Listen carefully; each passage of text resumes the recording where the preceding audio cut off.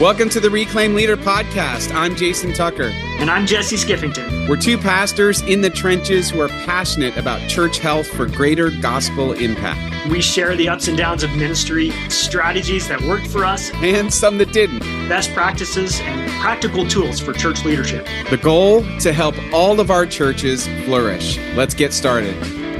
See another sunrise, sing a little song. Hey everyone, welcome back to the Reclaim Leader podcast. It is a beautiful day. Thank you so much for listening. However you're listening, wherever you're listening, we're so glad that you are. And welcome to all of our new listeners. And if you find these episodes helpful, we want to encourage you to share them with a colleague. We're just trying to help as many pastors and churches as we can, because we believe that this is probably, and this is one of the biggest opportunities of our lifetime in ministry, based on where the world is and culture and everything else. There's such an opportunity with the gospel. So we pray that everybody's able to take full advantage of this opportunity. But Jesse, we are back for another one, episode 413, talking about leading change, which is, this is our wheelhouse, man. This is what we love talking about. That's what we love. Yeah. So we're going to dive in and really just thinking about, we talk a ton about leading change, revitalization, adaptive leadership. How do we do all this wisely and well? And we've had this conversation for going on how many years now? 8 years, something like that. It's a long time that we've been talking about this. And I was thinking about, for myself, for you, for our listeners, sometimes, and we kind of got into this a little bit last week of why we don't get started, or what are some of the obstacles that come along when we're just getting the process going. And we just got to go for it sometimes for the sake of renewal. But then it made me think also about what are the kinds of voices that can actually help us to make progress towards the change that we want to see.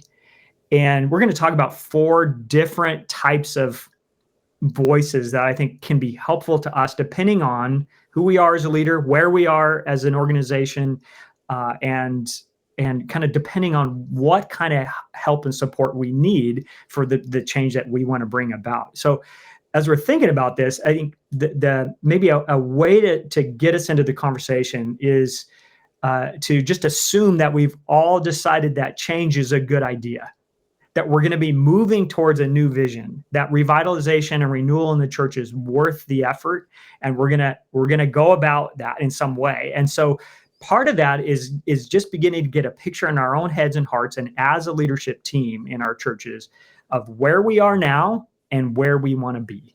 Where are we going? Where's the Lord leading us? And then how do we close the gap between where we are and where we want to be? And what are the steps we're going to take to get there? And if you're like me, and I know, Jason, you and I talking over all these years, where the breakdown happens is typically not just in having a vision or not, or sometimes it's that, but a lot of times the breakdown is in the steps that are going to get us there. Yeah. How do we actually make the progress? What do we actually do? And we were goofing around with the golf image last week. I loved that. Just get out there and start swinging and see what happens, right? Get out there and get into a group and play with others and have fun as you're doing it. I thought it was really helpful and good. And alongside that, I think we could bring in another conversation. What is the kind of voice you need to bring some expertise into the situation to help you grow as a leader, as a player, if you want to use the golf analogy, as an organization, to help you actually refine it and begin to make progress? Yeah, let's just run that analogy into the ground. Do it. But I was thinking, I'm probably going to play better golf if I got like Jack Nicklaus talking in my ear about what club to use and what to do, and totally. Right? Yeah, I'll do a lot better. So yeah, the expert. And depending on where you are in your process and where you are as a leader, probably a different voice is going to be helpful, depending on how skilled you are, how much experience you have, or those kinds of things. And even thinking about, I'm a Seattle Mariners guy, and playoff stretch, and I don't know, by the time this episode airs, the Mariners will either be in the World Series or they'll be out of it altogether. But if I showed up and I was like, Cal Raleigh, let me show you how to hit. I'm not sure that's a really useful voice. I played a lot of baseball, and I have some ideas, but that's probably not a voice that would be very useful for him. But maybe what I could contribute is something of a like, hey, how's your head and your heart doing amidst all this record-breaking season? A little emotional, spiritual support for Cal Raleigh. I don't know.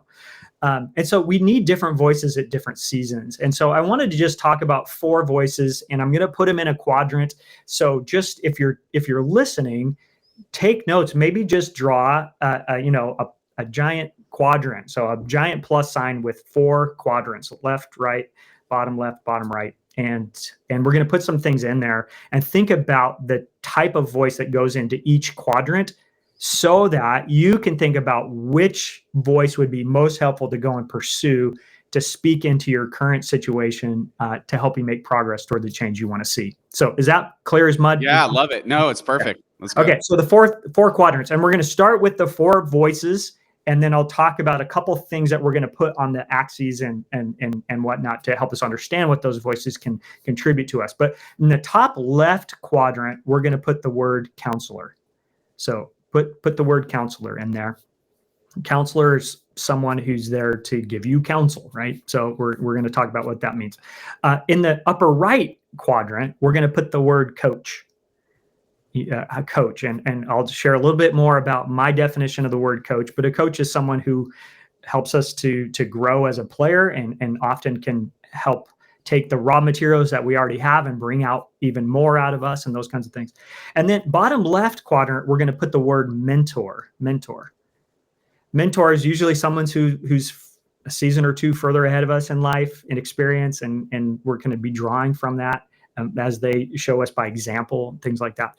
And then bottom right quadrant is going to be consultant, somebody who's bringing outside expertise in, who sees a lot of data and the way things go, and can bring in some prescriptive recommendations.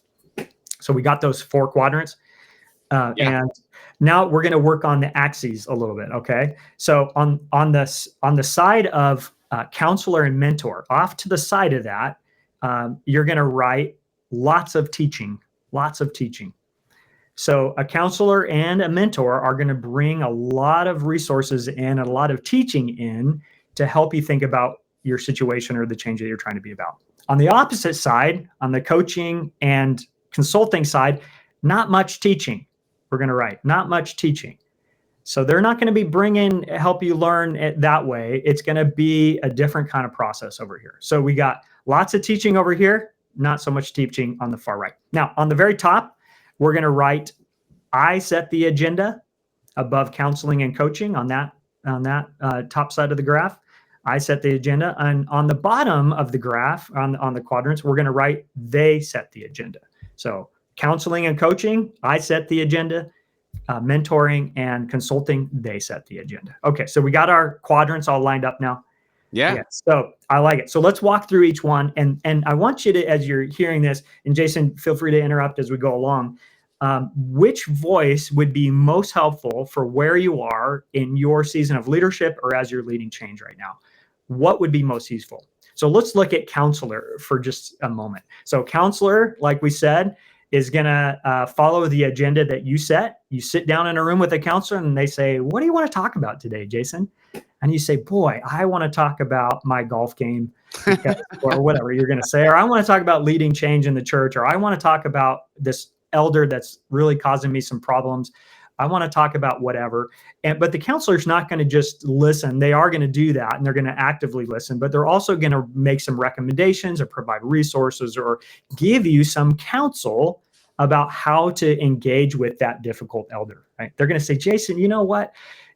Maybe something you could try is, and fill in the blank, right? So they're going to kind of give you some hopefully wise counsel. Remember, the proverb, walk with the wise and become wise, for a companion of fools suffers harm. So who you take counsel from matters a great deal.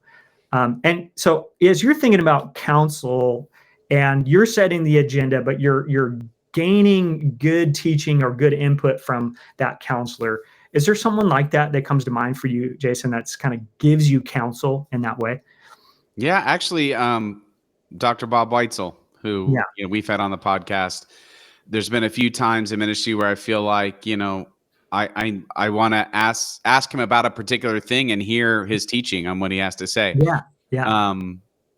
And so he'll give me counsel on what he would recommend that I do. And then I just sort of process that and figure out what that's going to mean. But yeah, I would say he's the first one that comes to mind. Yeah. So here's someone who you're reaching out to and saying, here's my agenda for what I want to talk about. How can you help me think through this, or give me some advice, or give me some ideas of things that have worked for you? And we kind of do that. And I think, I can think of counselors in my own life. I think you and I kind of are that for each other sometimes. 100%, yeah. And kind of bouncing ideas off each other. And you go, oh, this worked for us. And I go, oh, that we should try that here, or vice versa. And I would say probably some of our best conversations are the ones that happen before and after we record, right? Totally. Because we're kind of being that counselor for each other. So maybe that's a voice that you need right now, is something of a counselor, someone who's going to let you set the table for the topic to be discussed, but then has some expertise to bring into that to teach you some things that might work in your situation. So that's that first quadrant. Is that the kind of voice that you need right now? The second voice, we'll go over to the coaching quadrant. And that's one where you're setting the agenda, but there's not going to be a lot of teaching involved. So I've been doing a lot of coaching courses and learning how to be a coach. And one of the basic rules of coaching is that you don't set the agenda, the client does. And you kind of help them to explore their own thinking to arrive at the conclusions that would be most helpful for the change that they want to bring about. So as a coach, you just ask a lot of open-ended questions that evoke some awareness in the client about what they want to do, or the direction they want to move in, or what's worked in the past that could work now, or what's getting in the way, what are the obstacles that you're facing, and how do you want to address those? So lots of questions, right? So coach is there to take what you already have and what you already are gifted and skilled for and draw that out even more, and to lead you to some of your own conclusions. So for me, someone that I have as a coach in my life is a mutual friend of ours, Jonathan Labarge.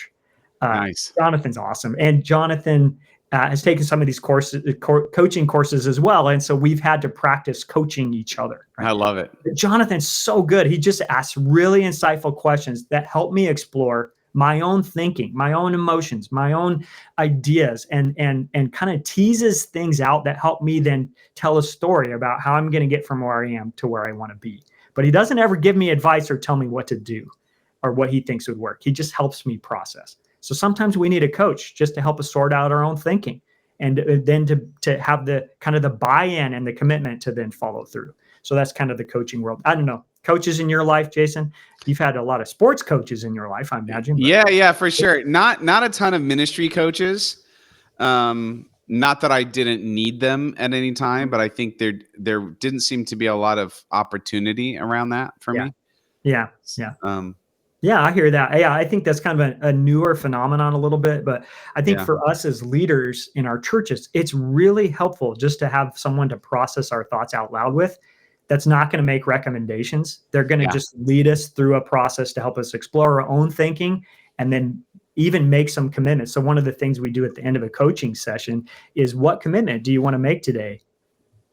I didn't set your agenda. I'm not telling you what to do. What do you want to do, Jason? Yeah. And you're going to say, you know what, by next week, I'm going to have a conversation with that elder, because I know that after I have that conversation, they'll either leave session or they'll be on board. I don't know, whatever the thing is, right? So you get to make your own commitments and your own timetable and move towards it. So you got the counseling quadrant, you're setting the agenda and receiving some input and advice. The coaching quadrant is you're setting the agenda. They're not giving any input or advice. They're just coaching you through your own thinking. Okay, bottom left, mentor. Mentor, I'm sure people have way better definitions than the one that I have, but basically someone that's a little further down the road of life and ministry that has some insight that you can benefit from, and that can walk with you and help you learn as you go along and kind of make your way through whatever season of leadership that you're in. Mentors are important because there's a learning, teaching component based on their experience and their wisdom and their knowledge that they get to bring into that relationship. And in some ways, when you have a mentor, you're kind of letting them set the agenda for what's going to be worked on, because they're going to say, hey, here's kind of what I have to offer. Here's where I've been. And you can benefit from my experience as I as I teach you about these things. And there's some fantastic mentors out there. And some people are just gifted for this kind of mentoring. And for me, you thought of Bob Weitzel for counselor. I thought of Jim Mead for mentor. And Jim, we had on the podcast, I think way back, episode 2, way back in the beginning of the Reclaim Leader. But Jim was someone who has been there, done that, seen it, and probably 4 or 5 times, right? So as I was wading into ministry, he was able to kind of shepherd and walk with me and mentor me through his own experience. And I got to learn from him as he helped kind of paint a picture for what leadership in the church is like. Yeah. So a mentor can be a really positive thing. And I think maybe if you're on the earlier side in your ministry, we need mentors throughout our lives, I think, but especially when you're just getting your feet wet and you're thinking about leading change, having a mentor can help a ton to help you process your experience, because they're going to say, you know what? Yeah, getting punched in the face by that mean comment, that's part of leading change. Let me tell you about the 5 times that happened to me and how I handled that. Yeah. And they can walk with you through that. So any mentors in your life that come to mind? Yeah. I mean, the first one that came to mind was Jeff Ebert, who we had him on the podcast as well years ago. Yeah. But he was the senior pastor of New Providence Presbyterian Church in New Jersey, which at the time felt light years ahead as far as figuring out contemporary worship and traditional and how they were doing connecting people. And I just felt like they were further down the road. And so Jeff would agree to have breakfast with me. I drive up to New Providence and we go to the diner across the street from the church. And he would just, kind of speak into ministry. And,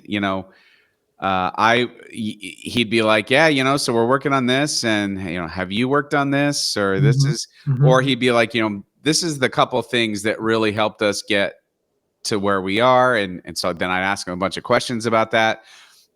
He was definitely setting the agenda. Yeah. But at the same time, it was like, I was just eating it up. I was just like, that's right. Yeah.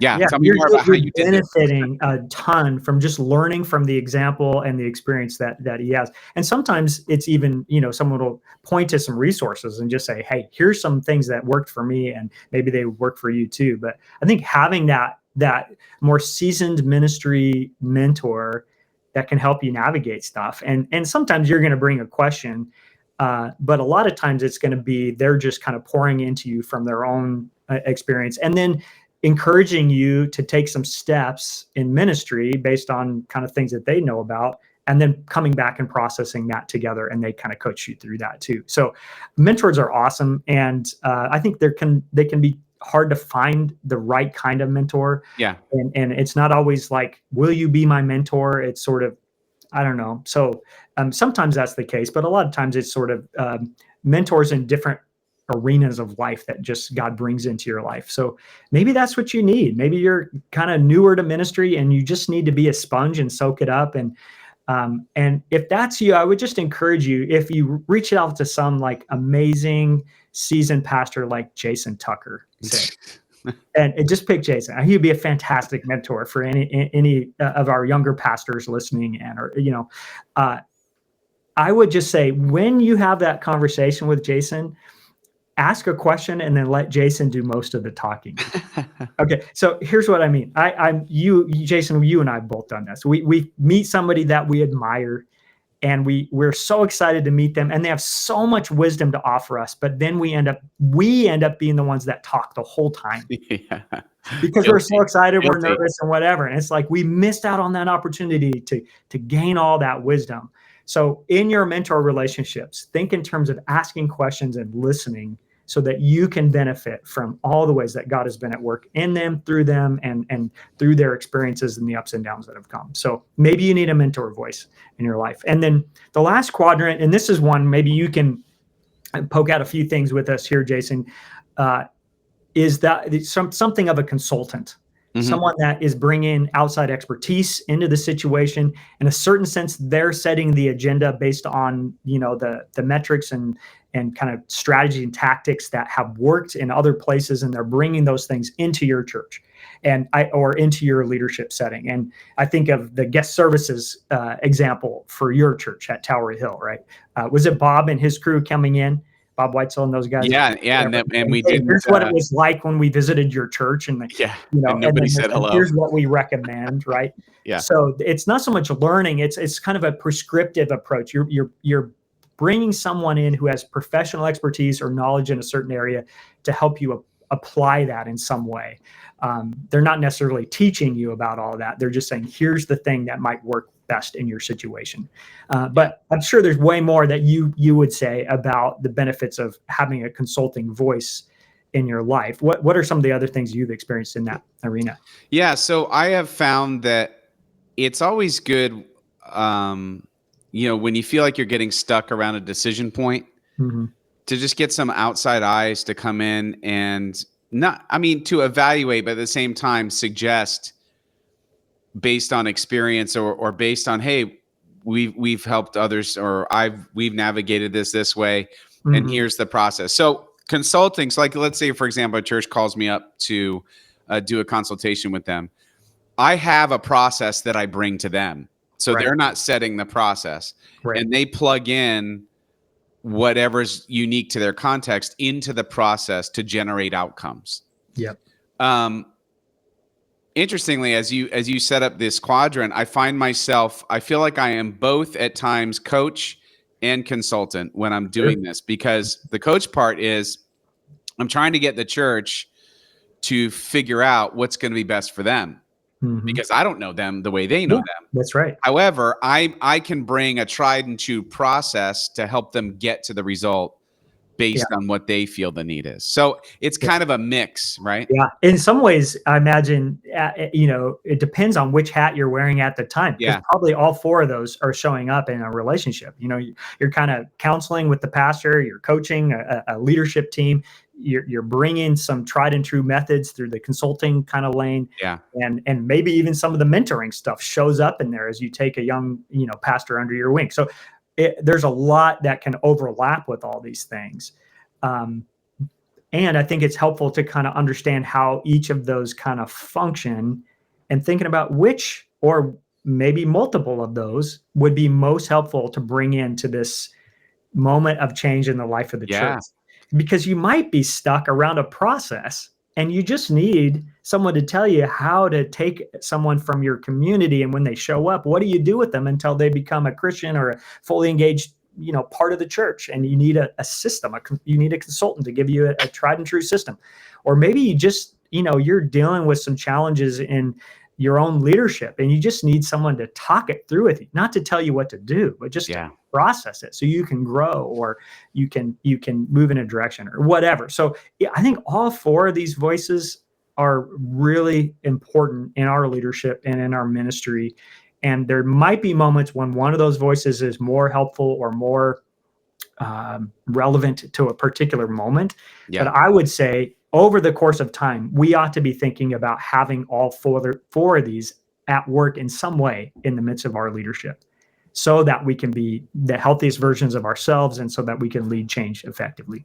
Yeah, I mean, this is great. Actually, Jesse, this is really helpful as far as, as a leader, sort of diagnosing what sort of voice do we need to focus on right now in the life of the church, or in my own leadership. I think that's a nice way of separating those, because those terms often get they're kind of interchangeable in some ways, right? Because they all function, but and you probably will have overlap, right? But if you can think about them distinctly, and even say to someone, Jason, I need you to put on your coaching hat right now. Yeah. I don't need a mentor right now. I need Coach Jason. So just talk me through it. Or, hey, I don't need, consultant Jason. I need counselor Jason. Like, just help me process through, and maybe give me some tips about how to deal with this emotional thing. So I think getting clear in our own heads about what is the need is in the moment, and then cultivating relationships with people that can help fill those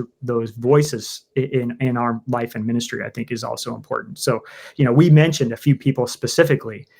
Who are those people that kind of fit into those categories? And maybe they fit a couple, but are there folks that you can say, yeah, here's a mentor in my life, or here's someone I go to for counsel when I'm facing a challenging situation? So does it count if mentors don't know who you are, if you're just sort of following them from afar? yeah, I think you No, can have a seriously. mentor from a distance. I mean, does that count?